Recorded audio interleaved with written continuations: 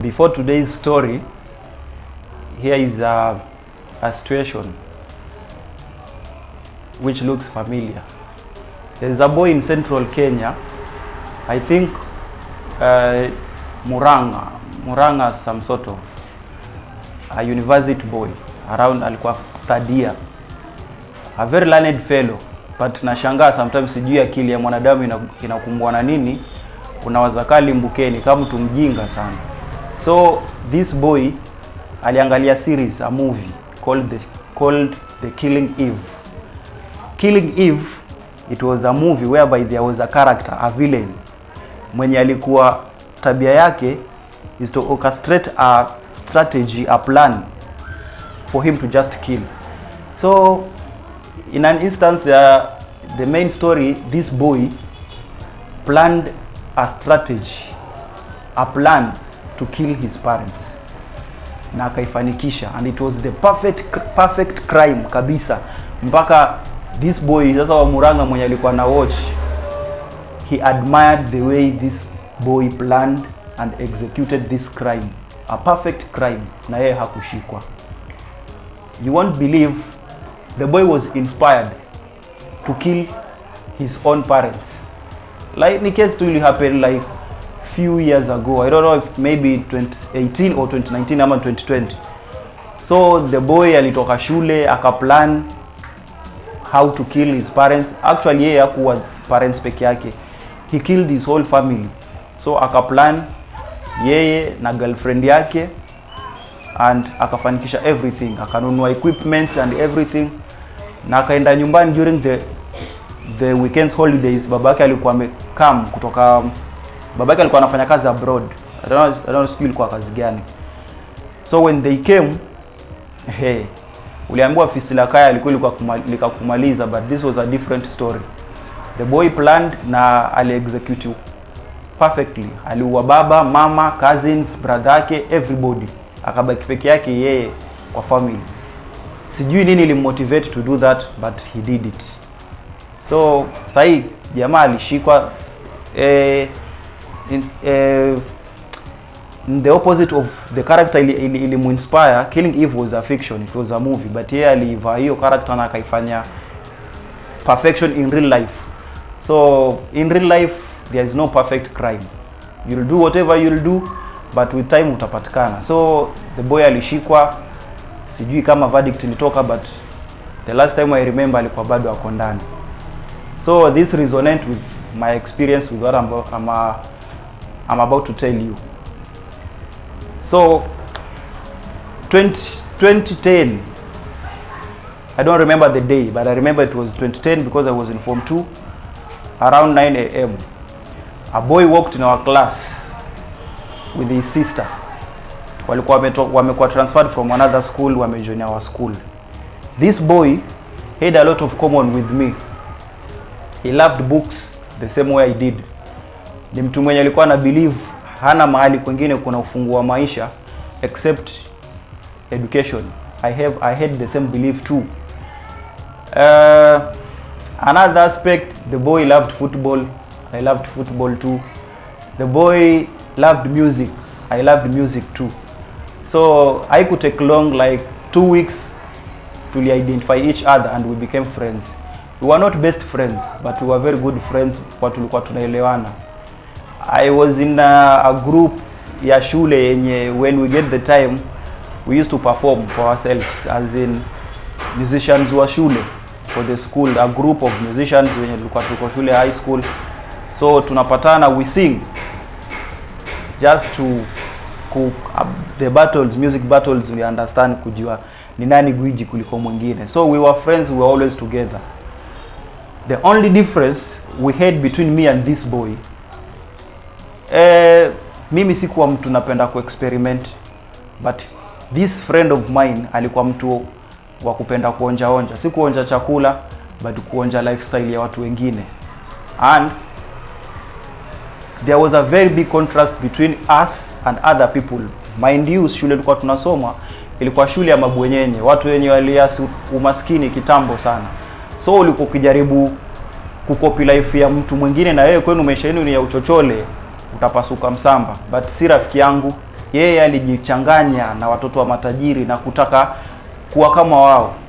Sasa ukifanya kitu kama hiyo, kitu moja inafanyika, lingine lina happen, na uliambiwa bandu huisha gogo. Aliendelea akazoea tabia za hawa jamaa. So vitu zenye alikuwa naonja ni alikuwa ako na rafiki mwenye wanatoka ulimwengu wa huyo rafiki na wake ni ulimwengu zenye mbili tofauti, dunia mbili tofauti. So alikuwa akijaribu chenye watu wengine wanafanya, anaona wananufaika na yeye anataka kufanya. Akiona mwanafunzi fulani mwenye ni mwanafunzi tajika kwa darasa anavuta sigara, rafiki yangu alikuwa ataonja. Mwenzake amekuja mbwana kunywa pombe, na yeye atataka kuonja, ajue ni nini ina feel vipi. Ni bangi, you can name it, all sort of drugs. Jamaa alikuwa an experiment kujua how do they real function in human's body. This friend of mine, sitamtaja his real name, but we used to call him DEWO. DEWO was his nickname. Alijipatia as a music name, but that what became famous na up to date. Ukiuliza mtu yote wenye tulisoma na yeye, ukitaja the real name of his unaweza asijue, but ukitaja DEWO, DEWO was DEWO, and this is stories about DEWO. So we became friends for a long time, from form 2, form 3 up to form 4. Form 4 ndio wakati maji yalizidi unga. DEWO alikuwa amefika mahali huwezi mthibiti tena. Katika ulimwengu wetu wa maisha tulikuwa tunaishi shule, yeye alikuwa amehama, amebadilisha tabaka kabisa. Amekuwa mtu wa madawa ya kulevya, anavuta bangi, anakula everything. Yeye alikuwa ni mtu mwenye katika bahari ya madawa ya kulevya alikuwa anajua kila kitu. Alikuwa mpaka anathubutu kuja na pombe darasani. So sisi na marafiki wengine tulibidi tumtenge, kwa sababu ukichanganya samaki wazuri na samaki moja mwenye ameoza, samaki wote wataoza. Hivyo ndio tulikuwa tunabelieve. Lakini DEWO hakuwa radhi kupoteza marafiki wake kwa urahisi. Ilifika wakati mpaka alikuwa ako tayari kuficha na kutuhakikishia kuwa mimi situmii, mimi nimeacha. So tuliendelea kumvumilia, lakini tulijua hapa iko siku hali atakosa kuidhibiti. So tukaendelea na yeye hivyo mpaka tukamaliza chuo form 4, shule ya upili. Form 4 tukamaliza, tukafanya mtihani. Sasa baada ya mtihani wa form 4, hapa ndio DEWO alizidi kuzorota. Hali yake ilizidi kuzorota. Hatukuwa tena shule, but mimi nilikuwa karibu na dada yake mwenye aliingia naye shule. Dada yake alikuwa na mara nyingi ananiambia, jaribu kuongea na rafiki yako. Rafiki yako amekuwa mtu mwenye haambiliki, hasemezeki, hasikii la mwadhini wala la mteka maji msikitini. Jamaa alikuwa mpaka wazazi hawaheshimu tena. Nyumbani anaenda wakati anajisikia. Wakati mwingi hajulikani hata yuko wapi, yuko kwa marafiki tu, anaishi maisha ya kihuni. Sasa kwa sababu nilikuwa naongea naye sana, siku moja nikajaribu kuongea naye, akanambia acha kwanza, huku nyumbani naona hakuna maana. Mimi kitu nataka nije kwenu, aje kwetu sasa, kwa sababu tulikuwa tumemaliza shule. So alikuwa hakuna kitu anafanya. Mimi kawaida alikuwa ukimaliza shule unapelekwa computer packages, unasoma nini. So DEWO hakuwa anataka hizo story, but mimi nilikuwa nikienda. So akanambia, mimi huku nyumbani hawa jamaa wananisumbua. Na jamaa anaita jamaa ni wazazi wake. Sema wazazi wananisumbua, mimi sitaendelea kukaa hapa. Mimi nitakuja nikae huko na kwa muda before nirudi nyumbani. Sasa kwa sababu wazazi wangu walikuwa ni watu wanamjua, mimi mara nyingi marafiki zangu walikuwa wanajulikana na wazazi wangu. So alikuwa hata akija kuna mtu atamuuliza umefuata nini, umekuja kufuata nini. Wanajua huyu ni rafiki yake so and so, na amekuja kufuata rafiki yake. So ilizoeleka hiyo, na ikawa kwa muda mrefu alikuwa akifanya hivyo. Anatoka kwao, anakuja kwetu, anakaa hata mwezi, alafu anarudi kwao. Lakini Huu wakati DEWO alikuwa hajaribika sana kwa sababu alikuwa hajapata namna ya kupata madawa, kwa sababu madawa alikuwa anayapata kwa uhaba kwa sababu hakuwa na pesa. But alikuwa na ndugu yake mwenye alikuwa na duka mahali. So akamwacha kwa anafanya kuna wakati anamwacha kwa duka, yeye ndo anasimamia duka. Ndugu yake alikuwa na shughuli nyingi, badala ya kuajiri mtu mwingine mwenye kwa hiyo duka, aliamua tu acha ndugu yangu awe kwa hii duka awe akinisimamia. So DEWO hapo ndo alikuwa amepata mpenyo, amepata njia ya kuendelea kununua mihadarati kwa sababu alikuwa anauza duka, alikuwa anapata mapeni moja, peni mbili za kufanya kuwa anaweza access madawa ya kulevya. So akaanza kuyatumia kwa wingi.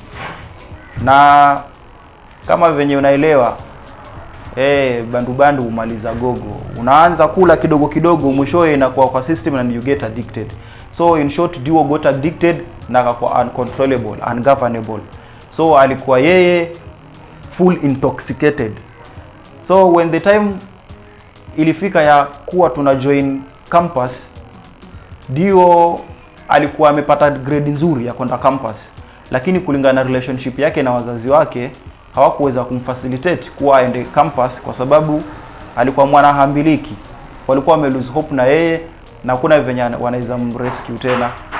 Na kama ulikuwa utakukosana naye umtajie mambo ya rehab kwa sababu ni mtu mwenye alikuwa hajawahi accept kama kwa addicted. Na as you always know, you have to accept you have a problem for you to correct that problem. But DEWO never accepted he had a problem. He aliona tu that is the correct way of life to live life on drugs. So I joined university. DEWO didn't. Alibaki mtaani. The most thing alikuwa anafanya, alikuwa anashinda kwa studios, from studio one to another trying to do music. But hakuwa na any clear path to do it with the music journey. So I remember one day nikiwa campus when I was in first year, that was 2015, DEWO called me. Akanambia, bro, naomba unisaidie na namba ya your big bro, my big brother. Akamwambia what is the problem? Akasema nimejisikia tu nataka kutembelea kwenu. So DEWO wanted to go to our rural home. Alikuwa anakujua tushawaienda siku moja. So DEWO nilimtumia namba ya brother yangu mkubwa, waka communicate na brother yangu alikuwa anajua huyo ni rafiki yangu. So they were very okay to welcome him. What they didn't know ni DEWO alikuwa amekimbia kwao. Hakuwa ameaga mtu yoyote, hakuwa anajulikana yuko wapi, na his parents walikuwa wanajua wamemdisown for a very long time. That was the unfortunate story of DEWO. DEWO alitoka Mombasa town, as venye alikuwa anasema, early morning akapanda gari na he traveled to Lungalunga border where my rural home is. Alikuwa welcomed vizuri na he stayed there for like 2 months. But during this time things were happening and I used to get the information from my brothers. Nilikuwa nikipiga simu naambiwa friend yako anakaa very strange. Kuna wakati anakataa tu chakula, kuna wakati tu anasema yeye ameshiba hajakula mahali, kuna wakati hataki kuongea na mtu, kuna wakati unampata ako peke yake na hataki kampani ya mtu yoyote. Kuna wakati mwingine aniacha nyumba apande juu ya mti, kwa sababu ilikuwa ni rural, apande juu ya mti alale tu hapo juu mpaka asubuhi.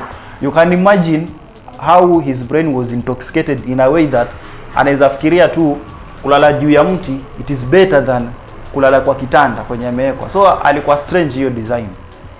So but sasa kwa sababu hakuwa na harm anybody, hakuna mtu mwenye alimshughulikia, and he was very hard working. Akiambiwa saidie nini anasaidia. Mind you, watu wenye they work on drugs, they work extraordinarily beyond their capabilities kwa sababu ni the drugs ndo zinafanya kazi. So he stayed there for over 2 months. Then for a week akaanza kuambia my siblings mimi nataka kurudi nyumbani but sina transport ya kunifikisha home. Akaambiwa now give us time for like 1 week tukutafutie pesa tukupatie fare ya kurudi nyumbani kwa sababu it's like 100 kilometers away from our rural home to Mombasa town. So akaambiwa there is no way saizi acha tukutafutie fare tukupatie urudi nyumbani. So DEWO was patient, akangoja. 1 week imeisha, my brothers collected whatever they had, wakamchukulia fare, wakampatia. In the process, before travel, kulikuwa na dawa na traditional made medicine ya asthma, ya pumu. We usually make it at home. So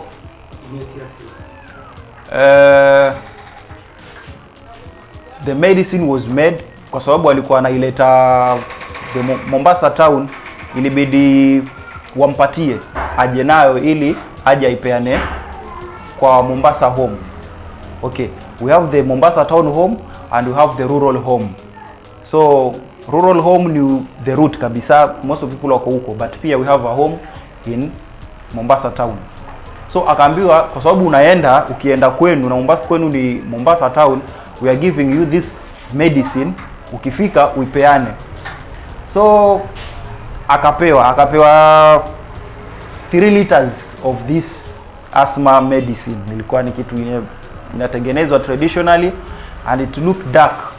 So iliwekwa in a transparent jerrycan ya 3 liter because it was dark. Ulikuwa ukibeba mtu anaona what you are carrying. Now early morning DEWO akaaga na akaambiwa sawa, kwa heri, akaondoka. Then around 1 AM next day, aliondoka nyumbani around 6 AM, akashinda the whole day watu wakijua ameenda. Ilipofika saa 7 usiku nikaona napigiwa simu nikiwa shule. Unaona nilikuwa campus we used to sleep very late. So ilikuwa saa 7 usiku mimi bado nacheza PS. So nikaona strange number inanipigia. Kushika ni yeye ananipigia. Ananiambia, "Bro, mimi nimeshikwa."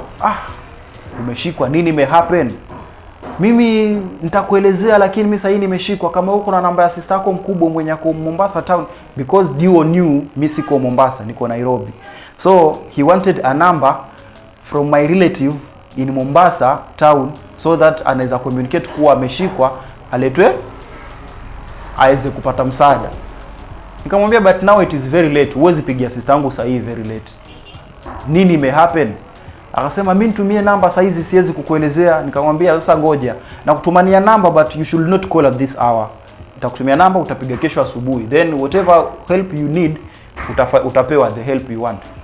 Akasema sawa. So mimi nikamtumia namba and I slept. The next morning, now it is when my sister called me. Ndo akaanza kunielezea what really happened. Now, do you remember niwaambia DEWO aliaga nyumbani after kuomba fare, my brothers akapewa na akaagree na akaaga na kuja, alikuwa anarudi kwao. DEWO hakupanda matatu. So alikaa tu hapo homestead kwetu, akaangalia compass direction, akajua hii direction hii ndio ya kwenda Mombasa. Lakini wale watu wa matatu na magari, I think they are stupid.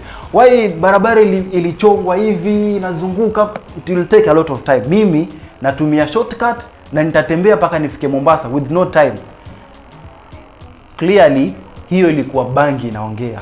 Kwa sababu imagine a distance of 100 kilometers, it doesn't matter which shortcut you'll take.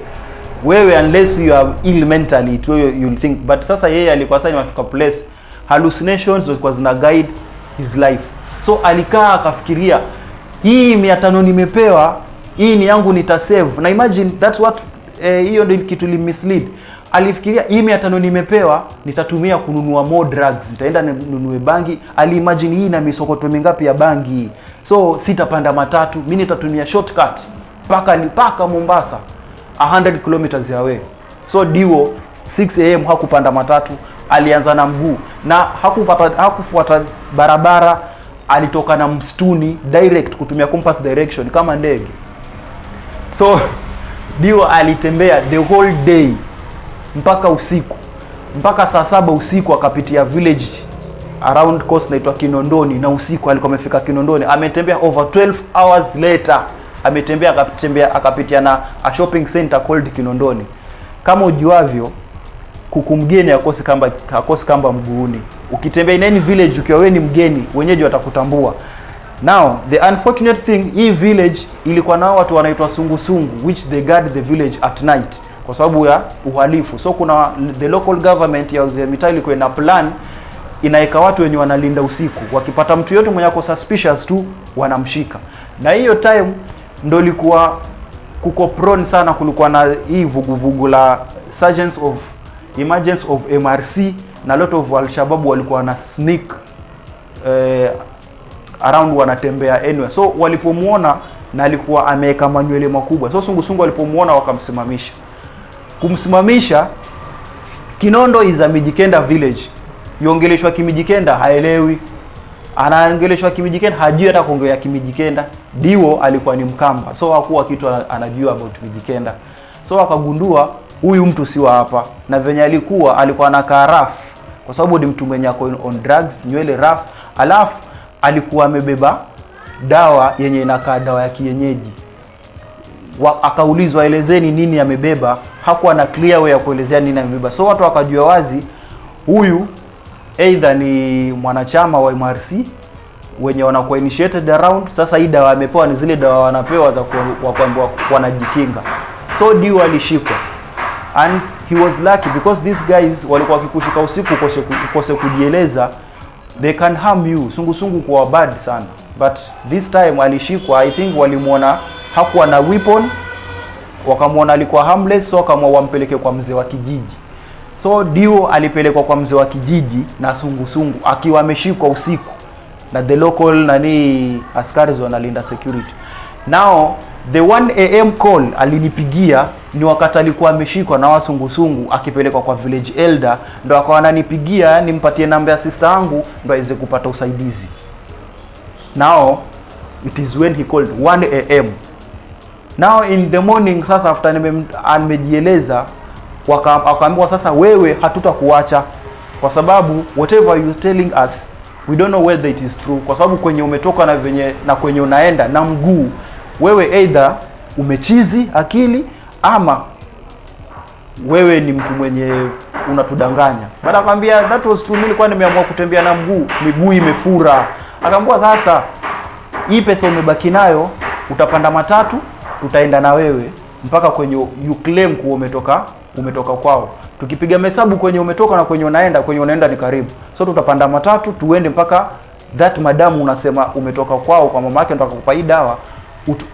We confirm whether you are not real harmless as we thought. So the village elder wa that village, Kinondoni village, wakaingia kwa matatu na DEWO mpaka Likoni, where our home is, the Mombasa town is. Our Mombasa town home is.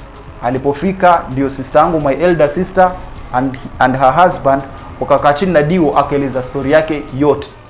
Miguu imefura mpaka ashakuwa na vidonda juu ya kutembea over 70 kilometers na mguu. Na I don't know how it happened kwa sababu alikuwa naumia, but ile kusema let me find a road nitafute gari nipande, hakuwa ifikiria. Yeye aliamua tu nimeanza hii mission na nitafika Mombasa na mguu from Lungalunga border. So wakati mwingine bangi inaweza kufanya ukawaza vitu vingine have make sense kabisa na usigundue. That is the power of hallucination. So the village elder confirmed the story, wakajua ni mtu harmless, akajua tu ni mtu mwenye ako intoxicated, hakuwa na nia mbaya yoyote, na they released him, wakamwacha hapo kwetu. They wakarudi Kinondoni, but DEWO akaachwa kwetu. Now my elder sister akasema now we have to call your parents kwa sababu we have nothing to do with you. Alikuwa hali mbaya, clearly he was sick. So my sister called his parents. Babake akaja amekasirika, but still damu ni nzito kuliko maji. Mzee alisikiza, akaja akabeba mtoto wake. Na imagine when they sat down with my sister, they talked, and DEWO akakuwa convinced by my sister kuwa now the only thing you need to do ni uende home and allow your parents to take you to rehab, kwa sababu utakuja ukufe njia na hizi vitu unafanya. Clearly now you have lost it all. Wewe there's nothing sane you are doing anymore. So aka accept mbele ya sister yangu na babake. Kumbe That was just kuwazubaisha macho, but DEWO alikuwa ni sikio la kufa lenye alisikii dawa. The moment walitoka kwetu na kurudi kwa baba yake, alifika hiyo day akaenda kaiba baiskeli. Hata akiwa bado ako weak, haja recover vizuri. And the next 3 days napigiwa simu na baba yake DEWO, naambiwa your friend alikuja hapa na akaiba baiskeli, nao hatujui yuko hapa. And that was actually the continuation of DEWO disasters. So aliuza baiskeli na akaendelea kurudi kuibia wazazi wake. Aliwaibia mpaka ikafika point wakamfukuza completely, akaondoka kwa hiyo nyumba. So akawa hajulikani yuko wapi, anaishi mtaani, amekuwa teja. Hajulikana la wapi, na streets au kwa marafiki zake wapi, but hakuwa na mahali kwenye anakaa, nyumbani alikuwa atakikani tena. But grandparents wake walikuwa around. Now as you know, grandparents are very reluctant to disown their grandchildren. So walifikiria maybe wazazi wake wameshindwa kuwadhibiti. So what they have to do, they decided to take DEWO as their grandchildren, wakae na yeye. What they didn't know, walikuwa wanaruka matope, wanakanyaga mavi, kwa sababu DEWO hakuwa na plani ya kustop. In fact, ndo alikuwa anazidi kuwa worse. So alipochukuliwa, alibia hao grandparents mpaka aka make sure mpaka nao wakashindwa. By the way, ukiona mtoto umefukuzwa na wazazi, umechukuliwa na grandparents wako, umekaa na wao, nao wameshindwa mpaka wamekufukuza, now you are beyond repair. Kwa sababu grandparents ukuanga very polite and humble na wanabembeleza wajukuu zao, but ukiona umeshindwa na wao, ujue wewe you are beyond repair. So DEWO alifukuzwa kwa wazazi wake, grandparents wakamchukua, wakae na yeye. After 3 months wakawa they are done, they are fed up kabisa, they cannot live with him again. Alikuwa naiba everything, huwezi acha kila kitu anywhere DEWO akiwa bila kukiramba. So pia nao wakashindwa, wakamfukuza. Walipomfukuza alisijua alikaa, sijui how many months passed, there was a function like a wedding in their family. So his aunt from abroad came, kwa sababu it was a big function.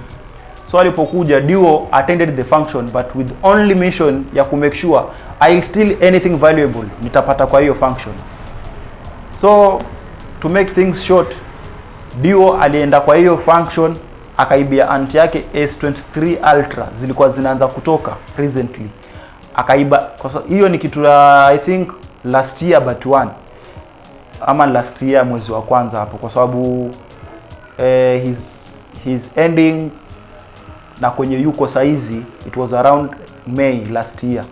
So akaiba hiyo simu, I don't think whether it was S23 Ultra or S22, but it was akatafutwa, akapatikana, na akapatikana hiyo simu, akashikwa, akawekwa ndani, akakaa ndani for 3 months. Alipotoka, DEWO alikuwa amezidi na hiyo hasira, anafikiri tu family haimpendi, kila mtu anamuonea, mtu yote mwenye atamwambia mbona una tabia mbaya, anafikiria ni kama hajui anafanya nini, yani anajiona yeye ndo ako right. Kila mtu yote mwenye anamwambia kuwa anafaa kuchange, anamuona yeye ni adui wake. So kwa anataka story na any of the family members.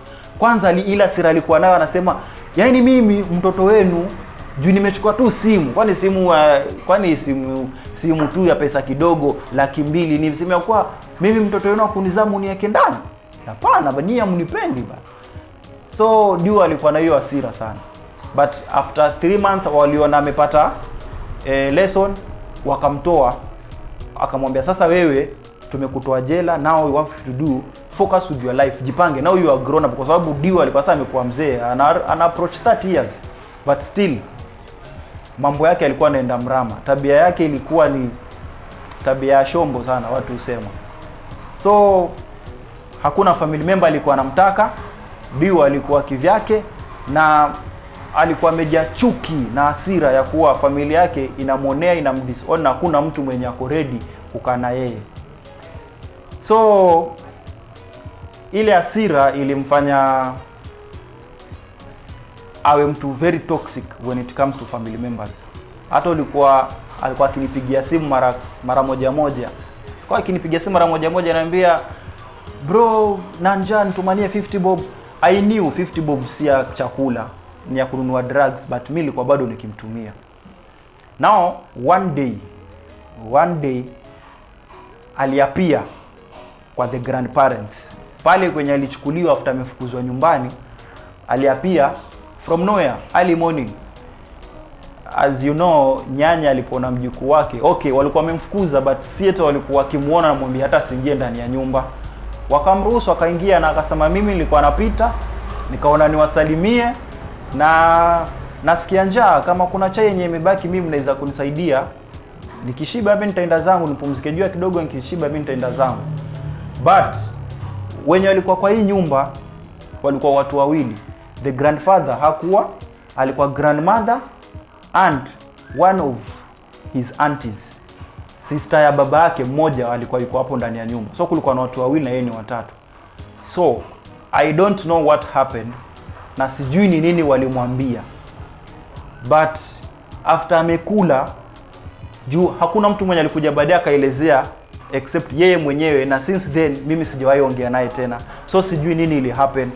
But aliingia around 7 am, akakaa, clearly alikunywa breakfast, na baadaye after like 2 hours and so, ilipofika kitu kama 9:30, neighbors walisikia kelele, na waliposikia kelele walifikiria maybe it's just something yenye haikuwa serious, but later on wakaona kijana anatoka mbio kwa hiyo nyumba akiwa nguo zake zote they are covered in blood. Alikuwa amevaa kanzu ya white. Alipostorm out of the house, the neighbors walikuwa wamekaa hapo nje, which they hawakuchukulia pia nini ina happen. Wale mtu ametoka mbio with his clothing ikiwa covered with blood, but hakuna mtu mwenye alifocus kumfukuza. Alipotoka mbio, the neighbors walikuwa wamekaa hapo, wakakimbia kuingia ndani kujua nini imehappen. Believe me not, DEWO alikuwa amestab auntie yake na huyo grandmother countless times. Kwanza huyo auntie yake intestines zilikuwa nje, alikuwa matumbo amemtoboa mpaka matumbo yako nje. Grandmother alimdunga visu vya shingo naye mpaka amebleed out. Nobody survived the two. Yani I think he turned like into another animal who butchered both the grandmother and the aunt, wakakufa on the spot. Sijui nini walimwambia, but I suspect aliingia hapo baada ya kula, wakaanza kumsimanga na vitu vyenye alikuwa akifanya. We nini, hauna maisha, sijui nini, kazi yako kuvuta bangi, kuibia watu nini. So I think walimdemean. Na sasa kwa sababu alikuwa hafunction, yeye akili yake haikuwa straight, hakuwa na sound mind, alikuwa insane with the vitu alikuwa anakula, alikuwa intoxicated. A brain which is intoxicated ni brain yenye it never makes any sober decisions. So na alikuwa quick to anger. So I think walimdemean, akakasirika, na it made him react juu ya bangi and everything. Hakuwa na uoga tena. So I think alipata kisu somewhere in the house na akawaua wote wawili, grandmother yake na auntie yake, na he got lost in the midst. Hakuna mtu mwenye alijua yuko wapi. So family members wakatafuta nini, watu wakaja akabeba maiti, polisi wakaanza kumtafuta. Unlucky to him, hakumaliza 24 hours, polisi wakamshika, akaekwa ndani. And up to date, nikikwambia hii story, DEWO ako ndani and we don't know what will happen to him. And that was the story of DEWO, a very promising guy, a very good friend of mine who was very charming, a very good musician, someone who used to write very good songs. Nilikuwa na muadmire. Actually alikuwa ni mtu mwenye anaandika song poa hata kuniliko, but that how drugs ended him, and now ako Segerea remand. I don't know, he will be locked to life ama sijui ndani, kwa sababu kama wewe umeua family member, I don't know what will happen to him. It is very unfortunate story.